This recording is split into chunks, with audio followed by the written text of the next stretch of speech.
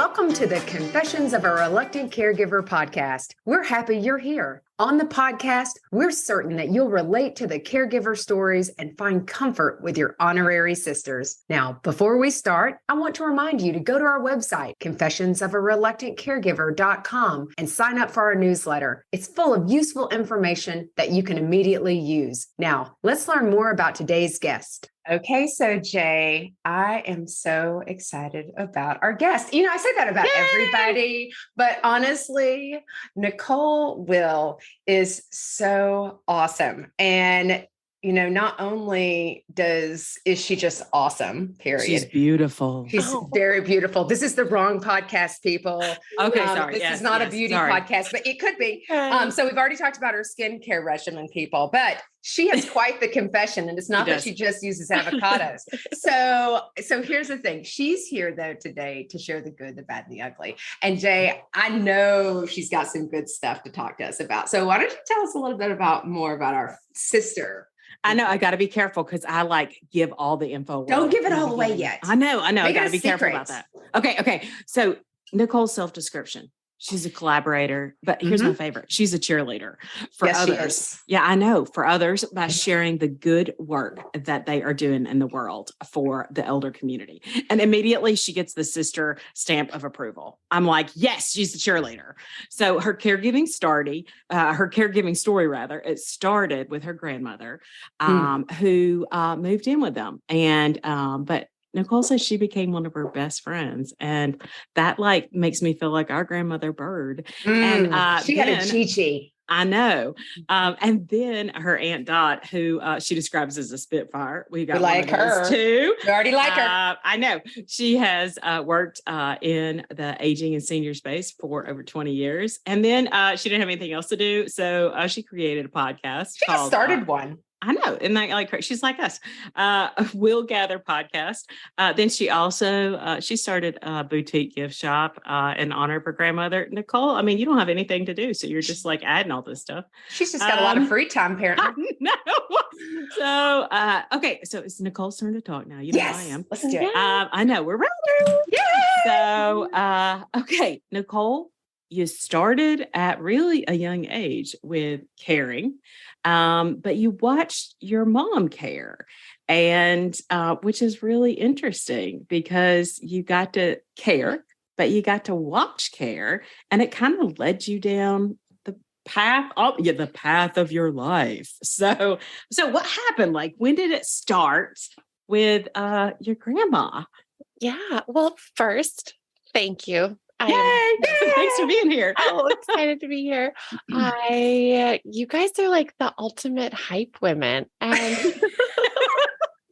I am here for it because I think that's where we just gravitate towards each other because we're like, okay, we're going to cheer each other on. I love it so much. So thank you for having me first. Absolutely. Yeah. Thank you.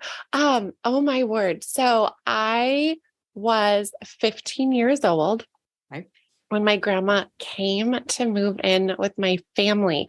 So 15, right? That is you're starting 9th grade. I was starting high school. The world was ahead of me. You were cool. Oldest. I was cool. I thought I was so cool. The world was ahead of me, and I'm the oldest of 4 kids. So I'm not only oldest daughter, everything I had to do was first, right? Paving the way for my family. And my parents decided at this, how dare they, as I'm starting high school, decided to move out of my childhood home, which I had loved. I lived there since I was born, and move houses to a different home to accommodate my grandma moving in with us. So we had to find a house that had more space and almost like a mother-in-law apartment. Yeah. And we made this move as I'm starting high school, still the same city, but totally different neighborhood. Mm-hmm. We had to drive to the different junior high where I was going at the time. So that was the age, and it just marked just the change of so many things that were to come that I had no idea. Yeah. No idea. Yeah. So was your grandmother on your mom's side or your dad's? My mom's side. Yeah. Okay. And my grandma had lived in Illinois. Mm-hmm. That's where my mom was born and raised. And I loved going to visit grandma and grandpa. And unexpectedly, my grandfather left my grandma. And so my grandma, all of a sudden, her whole life had changed. Wow. So I have a lot of compassion for that Mm-hmm. as I look back and reflect, but not at 15. I did not.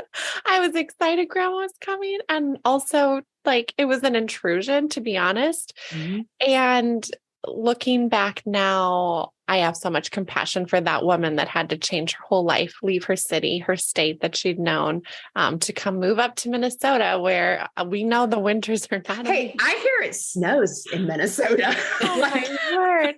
Yeah, we just had a snowstorm and I texted a friend and I said, oh, we only got 13 inches. That's like insulting, like Snowmageddon, and you all are like, whatever. Yeah, we were expecting 2 feet, only got 13. Okay, I'll Totally take it. fine. We walked it off, whatever. That's so interesting. And how old was your grandmother when she came to live with you guys? Do you recall about her age? I would say that, okay, if I'm doing the math kind of backwards, in her later 60s. Okay. That's interesting that she and her husband decided to the split. And well, she did not. Yeah, I know, right? I didn't do that on my first marriage either. Hi, secret. He left. And so, okay, so I don't want to be like, JJ's looking at me. You guys can't see her shaking her head. I'm like, and so that's fine. I'm like, oh, Lord. Oh, Lord. But that probably taught you some stuff too. Like your grandmother was resilient. And said, I'm not going to be defined by that. So she comes, so you've got your 60-some-year-old grandmother coming over to live with you, and you had a relationship, but it's this multi-states away relationship. So it's not like you lived down the road like we did. We lived down the road from our grandmother, grew up with her, that sort of thing. Yeah. Yeah. So then what happened? Yeah. So the relationship, you're right. We went from where it was almost this glamorous time when we would have time with grandma and grandpa because it was so special because it didn't happen that often. Right. So then you're in the real life, day to day. Grandma and I shared a bathroom, we're on the.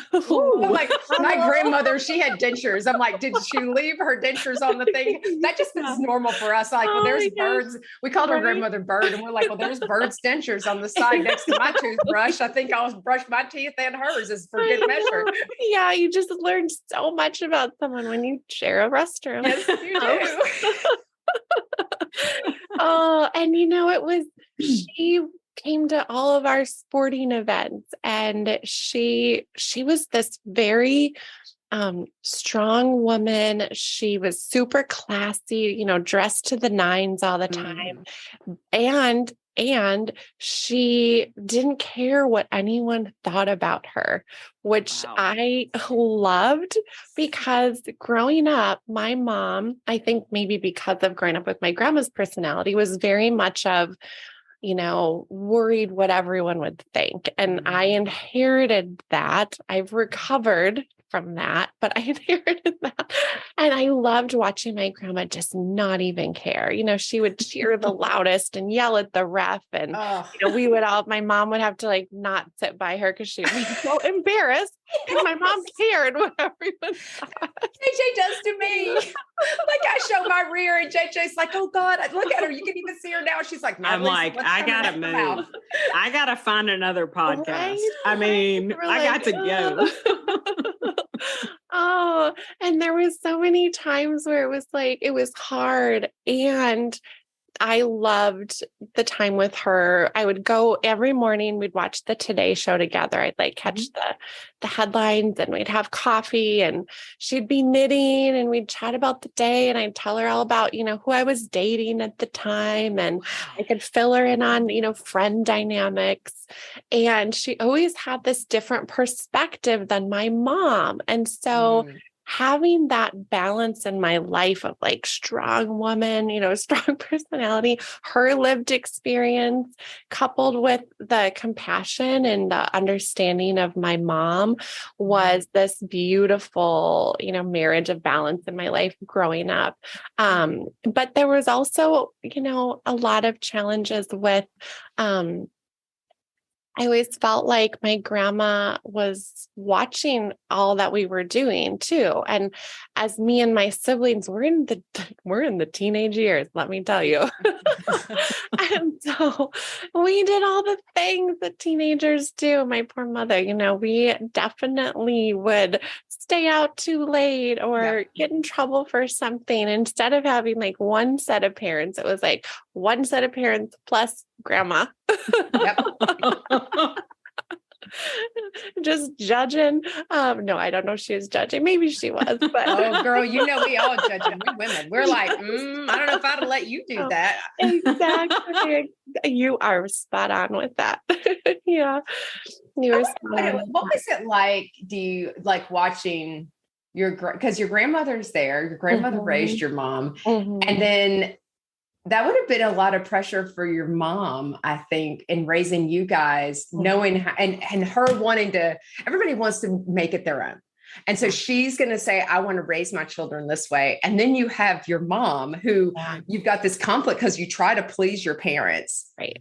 And yet you want to go out on your own. Yeah. Yeah. And what was that? How did the moving in change your relationship? Well, I heard a little bit about that, but how did it change your relationship with your mom? And did that change your relationship with your mom and you? Yeah, it did. It did. It definitely changed it. I think my mom felt a lot of pressure to try to get it right and to not prove, I don't know if that's the word, but you're right. Like, so her mom's watching her parent and the family dynamics. And my mom felt like she needed to do the right things. And I think she would say, as we've had conversations as adults, that as much as she thought she was doing the right thing at the time, which we all think we're doing, it put a huge strain on our relationship because rather than maybe making different choices that would protect our relationship or even encourage our communication or mother-daughter dynamic, it made it so much more challenging because there was not a lot of grace and there was a lot of yelling. There was a lot of, you're going to do this. I'm the parent rather than, which is, we need those times as well, but it didn't lead to like constructive dialogue, I would say. Yeah. I could see that because it's different. You have another person watching you, different than your dad and your mom as a team parenting. You've got an extra set of eyes, like watching a little bit. So that's interesting how that impacted. So you mentioned sometimes feeling a little bit like, I feel kind of jealous. Yeah. Oh, I will talk about that. Kind of nose into that. Yeah. Well, there's two parts of my life where that really stood out. So not only, younger person going through high school, I needed my mom, and I always felt like being the oldest child of 4, her capacity was limited. And then having my grandma be a part of all of the aspects of our life, which was so wonderful and hard at the same time because it was just another person, another dynamic, another, if we're going to go get coffee and I'm going to go shopping with my mom, grandma would come, which looking back, I love that. But there were times as that teenage person that I'm like, gosh, I just really wanted my mom.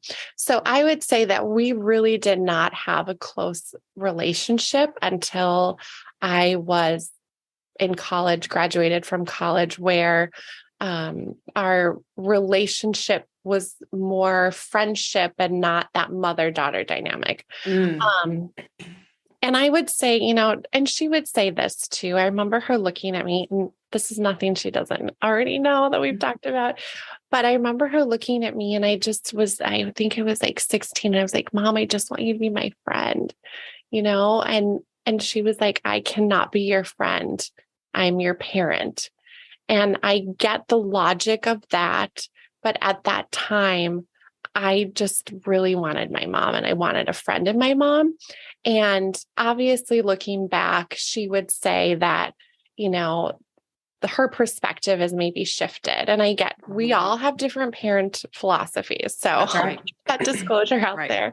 And I get the line of that of you do need to be a parent and not just be the best friend. Right. I felt like they could live together, right? You can have rules and boundaries, but you can also have relationship. And so that was part of it, my teenage years. And then if I fast forward, so my grandma has a sister, just the two of them. Aunt Dot. Oh, it's your grandma's sister, is Aunt Dot. The preface being the Spitfire. The Spitfire. Okay. That's like our Aunt Jane. Aunt Dot and Gigi Betty. Well, those two sisters were left to be raised by their grandparents because my grandma and my Aunt Dot's parents, their dad passed away when they were really, really young. Okay. So sad, hotel fire. And then my great grandma needed to raise them and they moved to another spot where the grandparents could be involved. So, this is kind of like generation. Oh, yeah. Those two sisters did not get along. They did, but they didn't. Aunt Dot, big personality, ended up working for the Department of Defense, was the secretary to the judge of the Nuremberg war trials, traveled the world, super Spitfire, and lived in California her whole life. And thought we were minions that we lived in Minnesota. That's fantastic. You're not cultured. You're not even probably educated because there's so much snow you don't go to school. Guess where you're going to end up, Aunt Dot. Guess who? Oh, this is good. And then what happened?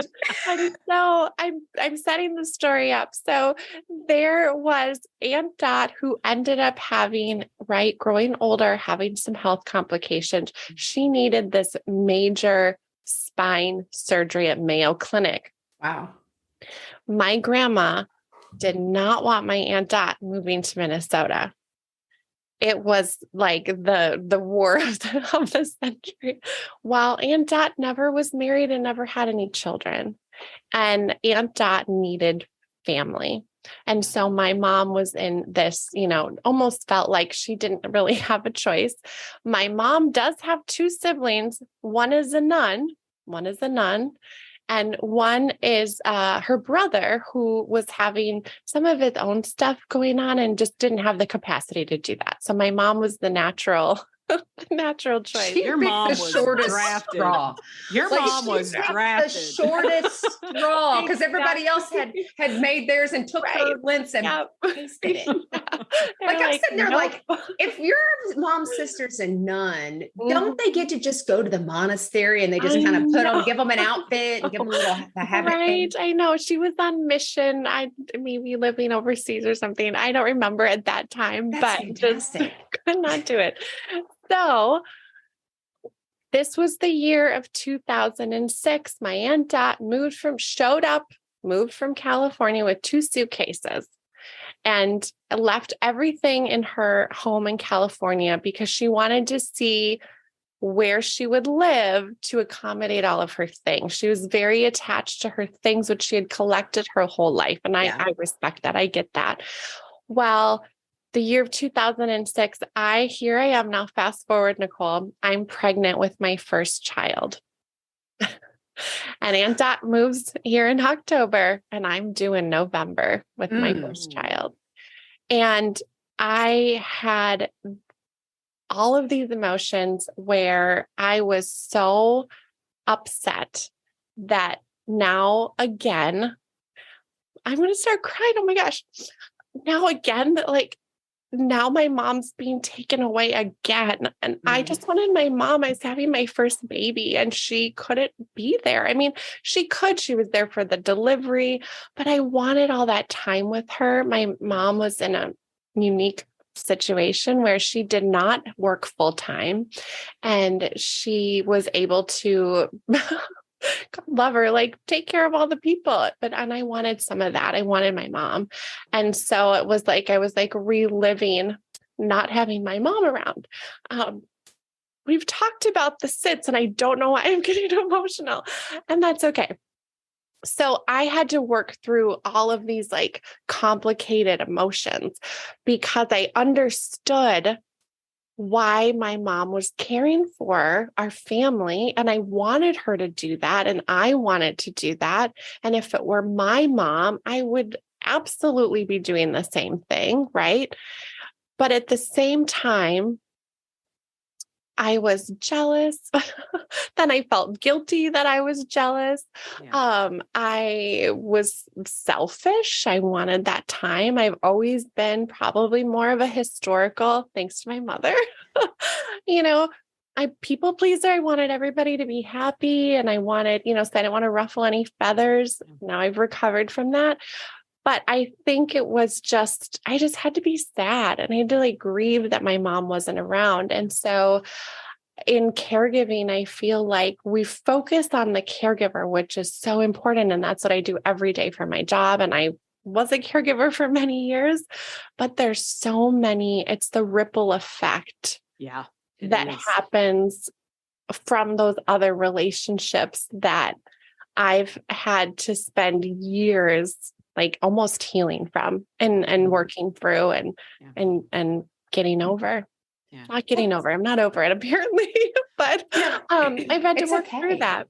It's okay to grieve for your loss because you did lose. I mean, we have these ideas in our head that what we want from our parents, and we look up to our parents and especially your mom. And that's where, I mean, you clearly were bonded with your mom, attachment kind of thing, but you lost the component of, because high school is different, that transition and where do you want that parent, even though we want to be independent, especially as teens, we still thrive for that connection, that relationship and validation. Yeah. And then you go to have a baby and you have this big change and you're like, well, what about me? And that's not selfish.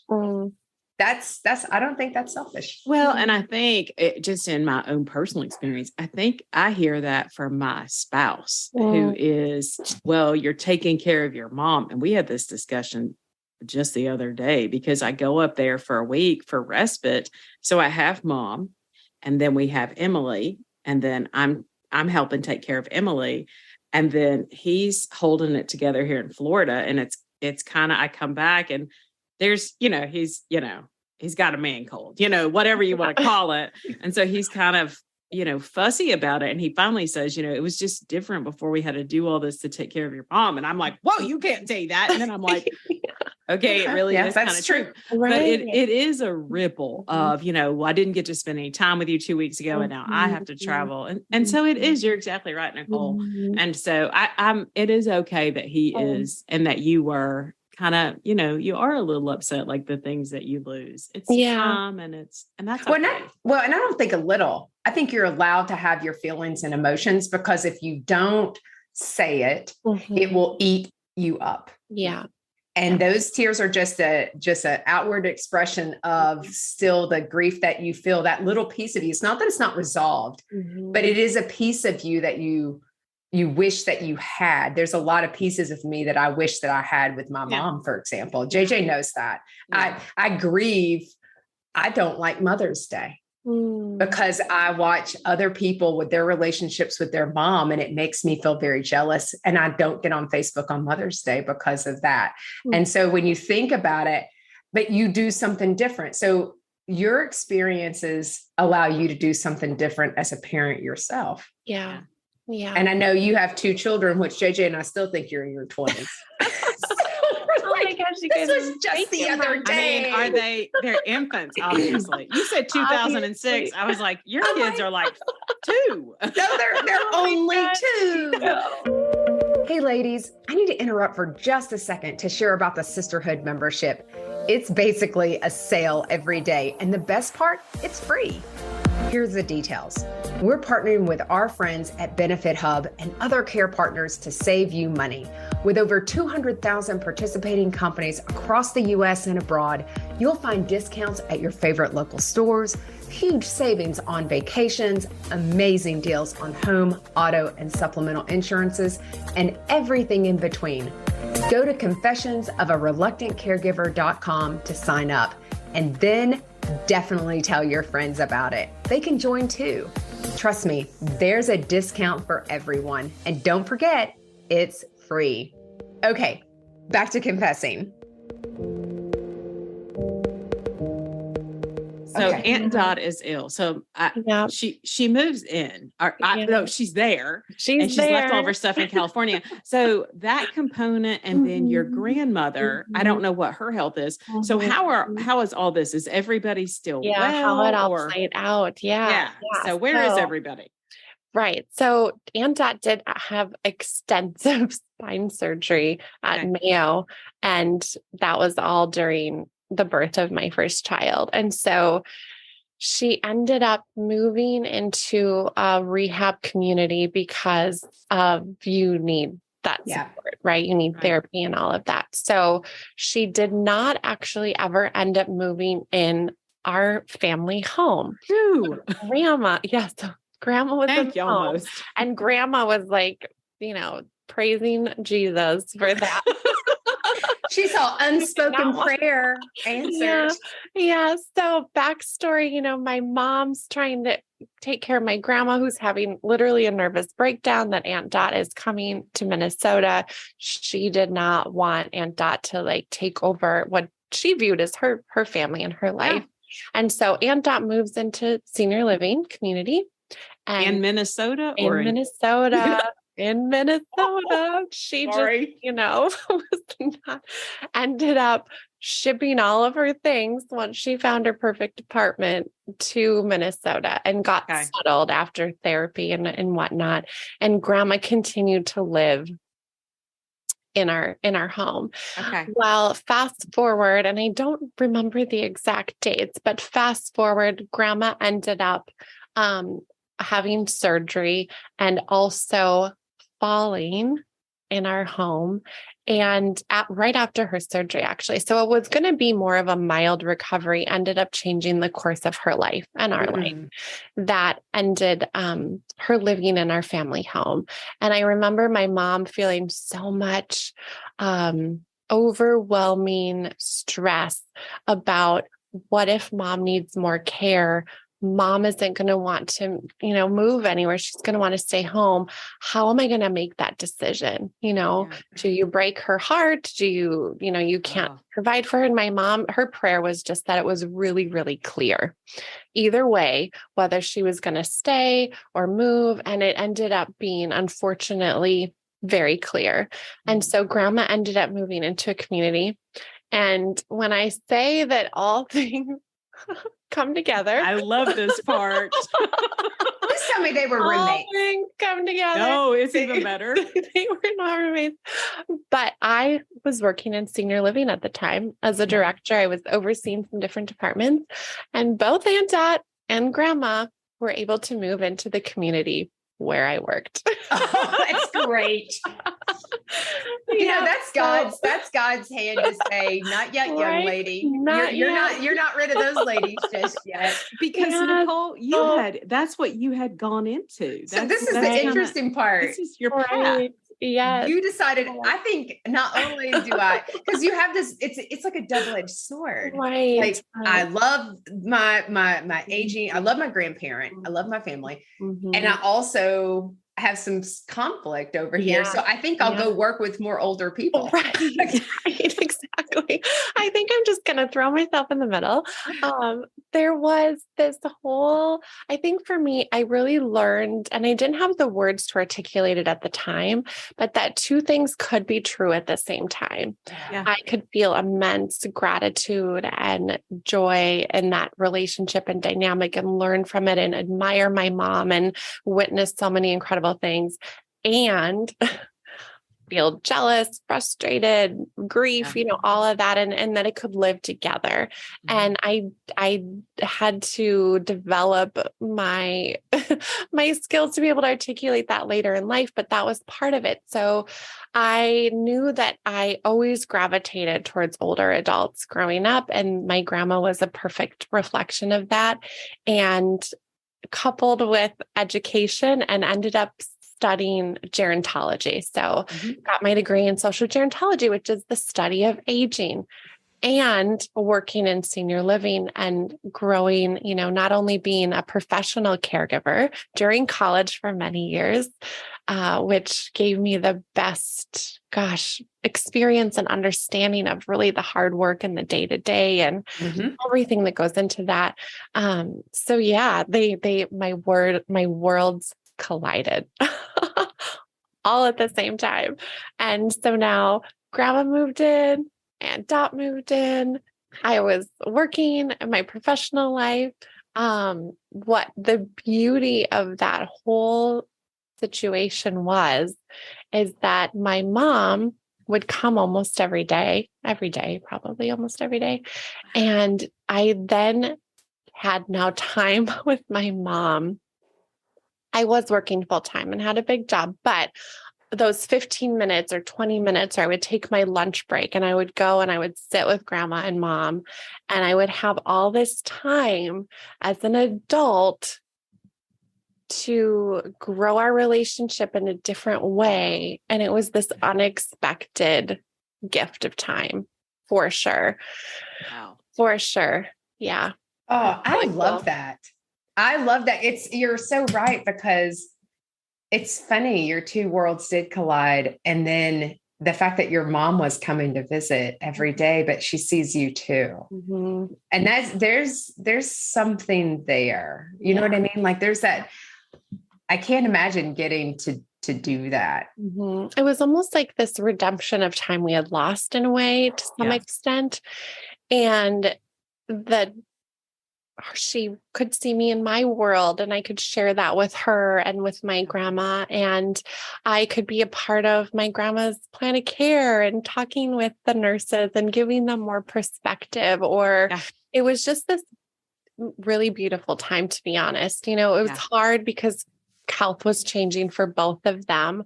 So my mom always felt really torn. And when I look back, and at the time I had such compassion for her, because I knew that she wanted to be there for me as the 15-year-old. She wanted to be there for me as the new mom. She wanted to be there for me as I'm raising, my babies. She also felt this immense push and pull and tug and wanting to be there for her mom and her kids. And I have compassion for that. It was just as hard, if not harder, on her.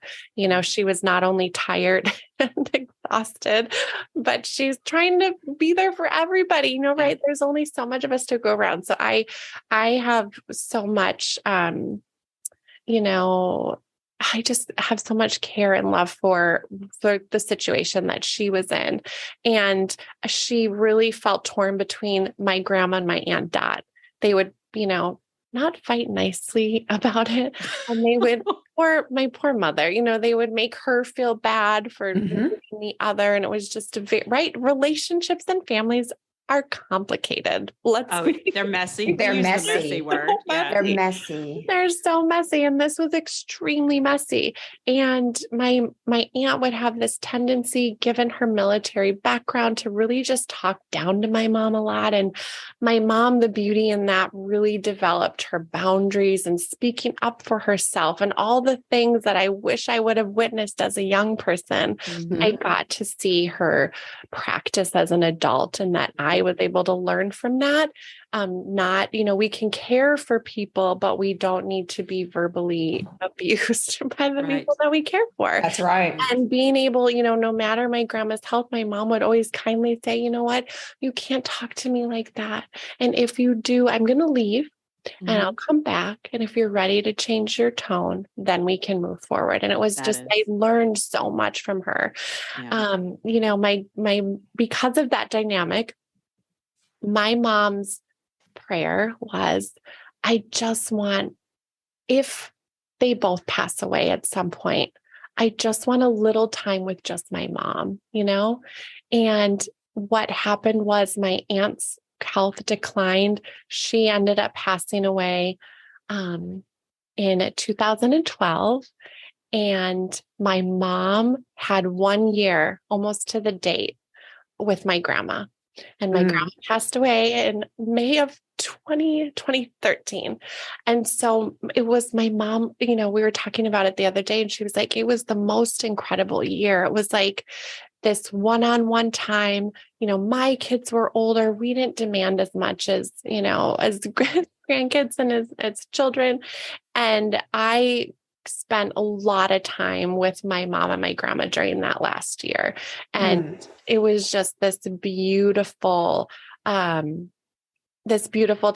of sharing and learning. And I remember asking my grandma questions, and I wanted to like grab onto everything. Like, what was her favorite recipe, and where did she like to go golfing, and what was her time like as a little girl being raised by her grandmas.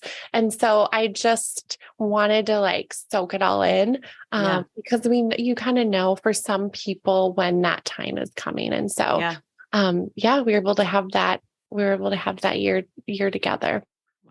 I'm going to tell you, like, I think you're one of the most insightful people, but it's a testament. Like, you said something that none of our other guests have talked about, is that ripple effect, and I think that's why it's so important to show people different views of caregiving and how it impacts others.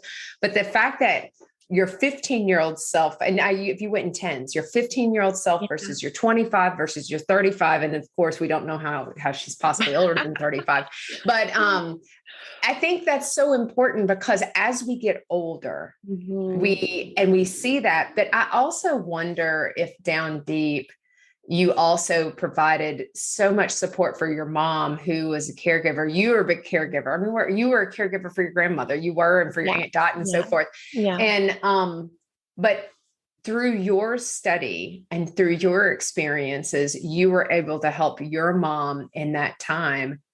And I think that's just a beautiful thing. I think, you don't even know that you're doing it, and that's the purpose of it. But God puts us in so many certain places His plan is perfect. Yeah, it is. It is. And my mom would say, and I remember that too. I remember being able to offer insight into different things at the time, where my mom would ask questions, and she would even say the fact that I worked in this amazing senior living community, it gave her so much peace of mind. Like, my daughter's there. She knows who works there. It's not only, I think, one of the best in the Twin Cities, but it was just that she didn't have to start from scratch and go, what do I do? Where do I go? It was this, we were able to support each other in different ways. And I think, at the time, at my 15-year-old self, and like you said, and then my 27-year-old self, when I had my daughter, I wasn't able to really articulate how I felt. And years later, as my mom and I would have conversation, we would be able to talk through some of those things. And as I worked more with older adults and families, I was able to express what I was thinking a little bit better.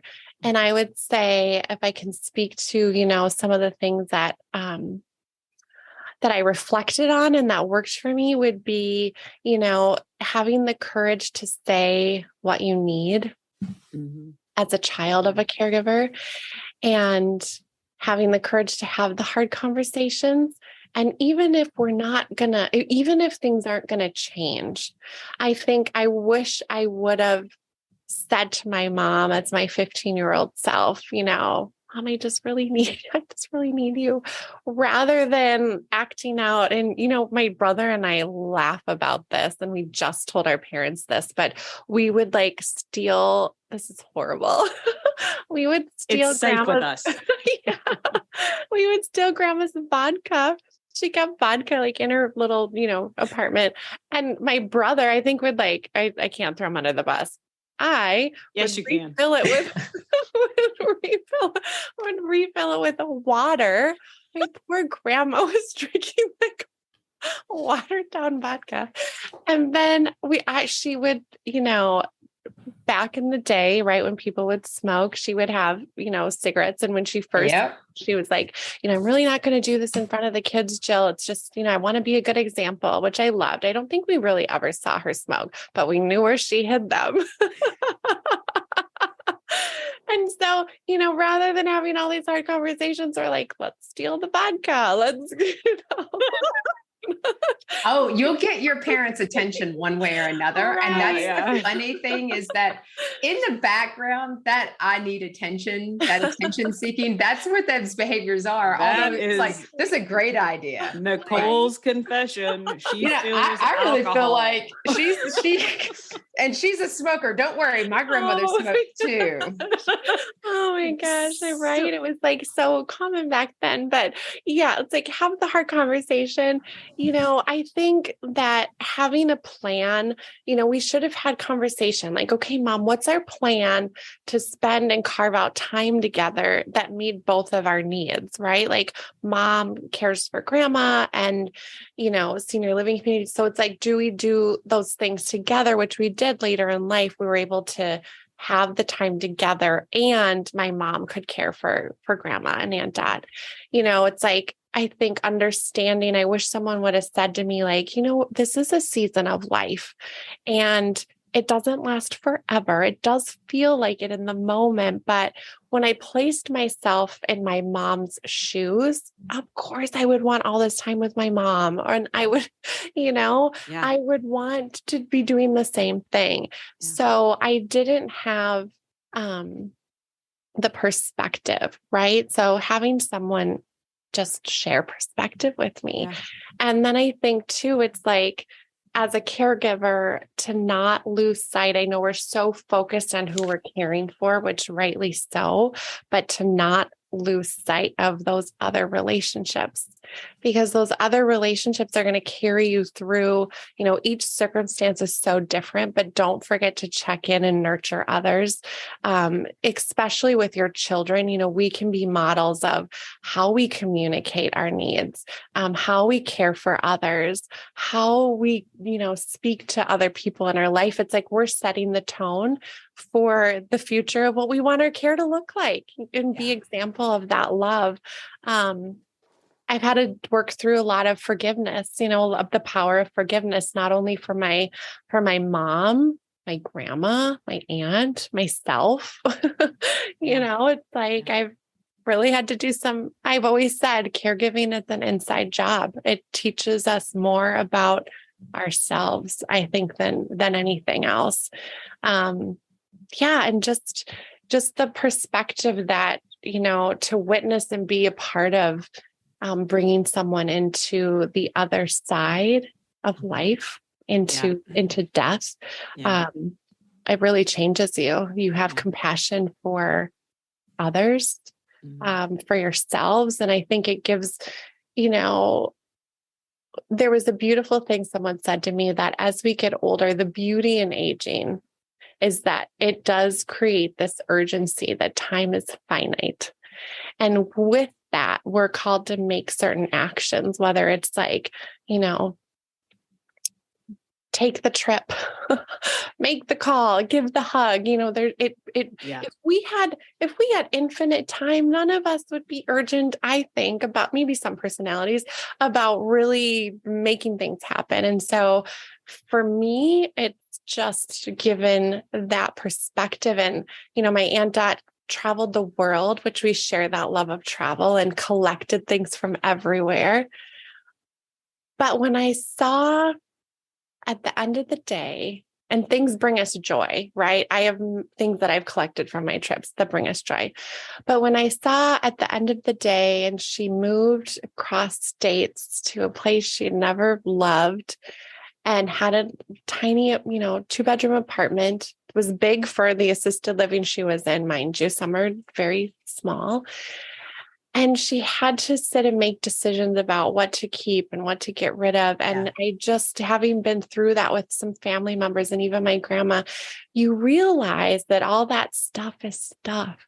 And we spend a whole life collecting it to give it away. And I'm not saying everyone gives it away.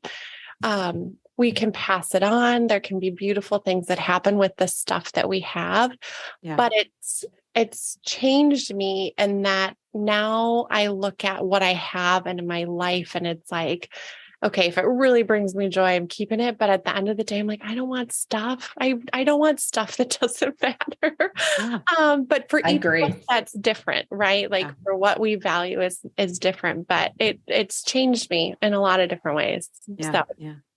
So Nicole, I want to make sure. So at some point you stepped out of this job, this arena of this healthcare, and you started, everybody, this amazing podcast years ago. Because hers ain't new. Like she's a mentor to us. Like she's like the bomb.com. She's the bomb.com, but she is a mentor to us because we've listened. And I will say that Nicole has shared things with us that you call and we're like, Nicole, we don't have this disclaimer, or we don't understand this. And she's like, use mine. And so, which is amazing to us.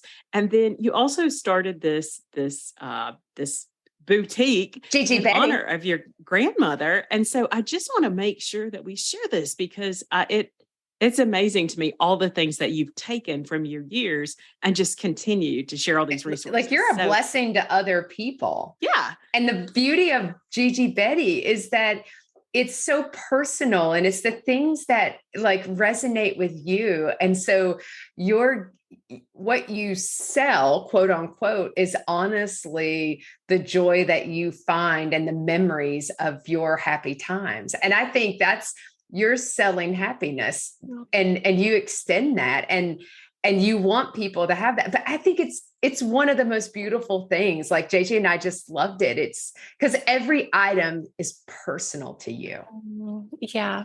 Thank you, guys. Oh my gosh. It was out of walking life with my family and out of my professional world. And I always felt like, when you're kind of in the world of senior living or elder care and gerontology, I felt like I had access to people and initiatives and what was happening. And for me, it was like, why do families not have access to these speakers or educators or authors or experts or whatnot? And they do, and more so now they do. Right. But back when I, had that idea, it was like, I just want to get this into the hands of families. And Absolutely. They're the ones that are doing the hard work every day and we're in it. And how about we bring those worlds together and give families hope and encouragement and information and resources. So We'll Gather is the company, and the podcast is navigating the world with your aging loved one. And so it's interview style. We bring, oh my gosh, everyone from talking about caregiving, family dynamics, to educators, dementia care specialists, to age tech CEOs, to authors and innovators, and health and wellness and self-care, and all the things that I feel like encompass that world. Yeah. And then, share that with the people.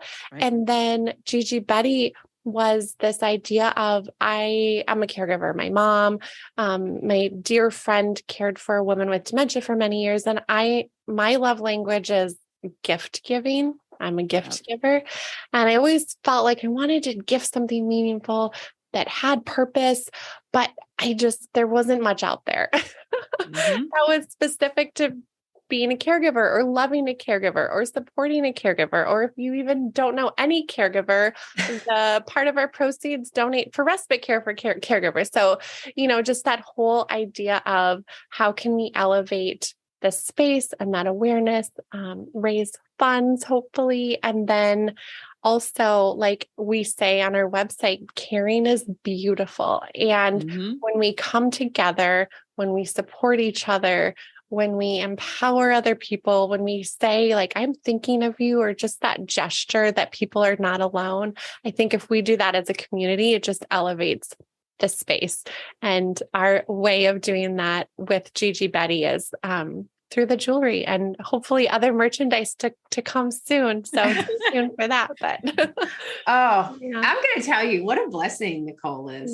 Like, she's showing how, like, she really, you've had the good, the bad, and the ugly in this sense. And you know what? That is life. That is the beautiful part of a uniquely well-lived life, is that it's not every day is perfect, and that you grow more resilient and find more joy in those glimmers of happiness in the hard times, so that when you have the good times, it's just so much more bright. So, Jay, you know what time it is, right? Although I feel like I know her guilty confession. Yeah, I know I kind of gave it away early. It's true. Okay, JJ, what's your question? What's your sister question? I have to say this. So we're absolutely going in the show notes and everything. We have the grandma Bird. Bird was our grandmother, and she reminds me so much of the stories I've heard about Gigi Betty. Mm-hmm. We will have in the show notes the way to get to Gigi Betty. Oh, totally. The resources, the funds, and it explains a lot of it on the website for it.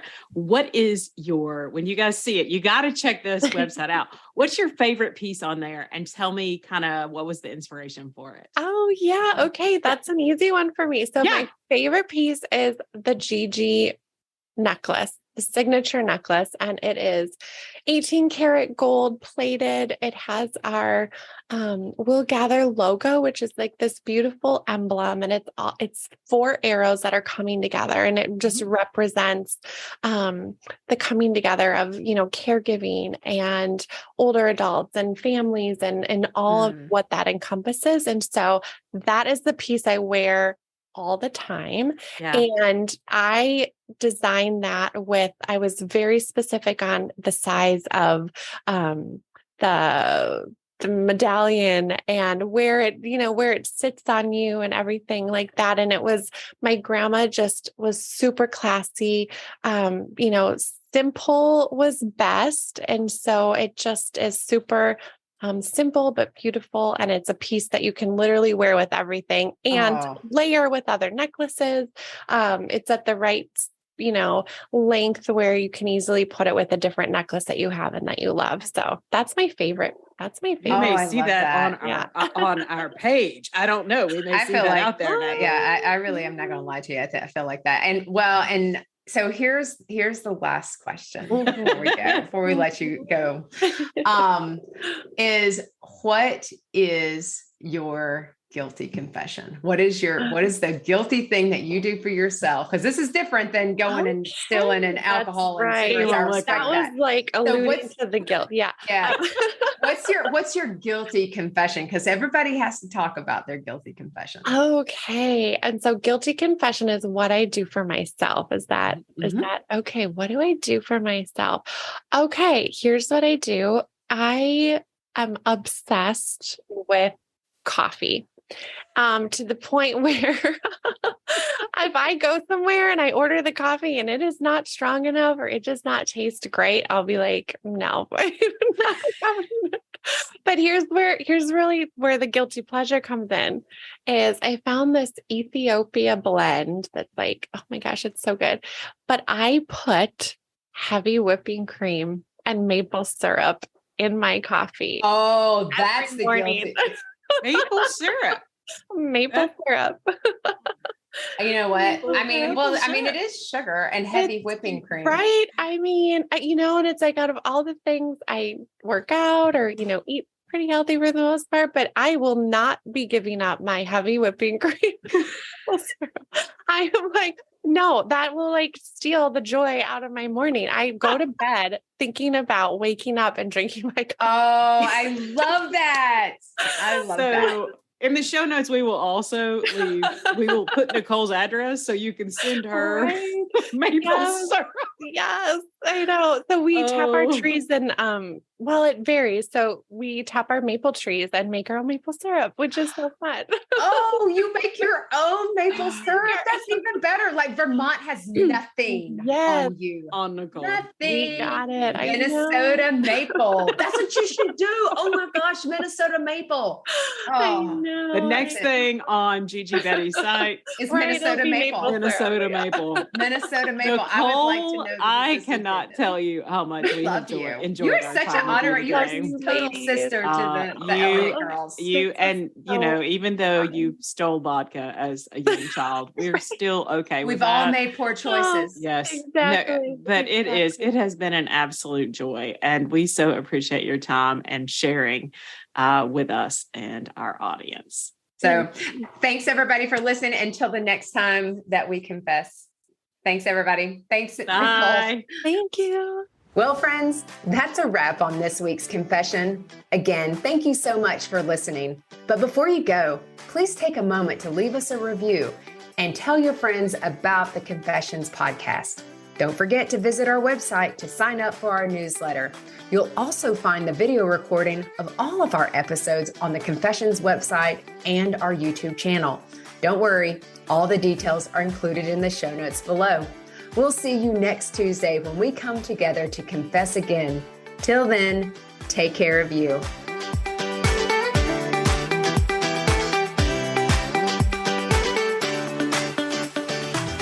Okay, let's talk disclaimers. You may be surprised to find out, but we are not medical professionals and are not providing any medical advice. If you have any medical questions, we recommend that you talk with a medical professional of your choice. As always, my sisters and I at Confessions of a Reluctant Caregiver have taken care in selecting the speakers, but the opinions of our speakers are theirs alone. The views and opinions stated in this podcast are solely those of the contributors and not necessarily those of our distributors or hosting company. This podcast is copyrighted and no part can be reproduced without the expressed written consent of the Sisterhood of Care, LLC.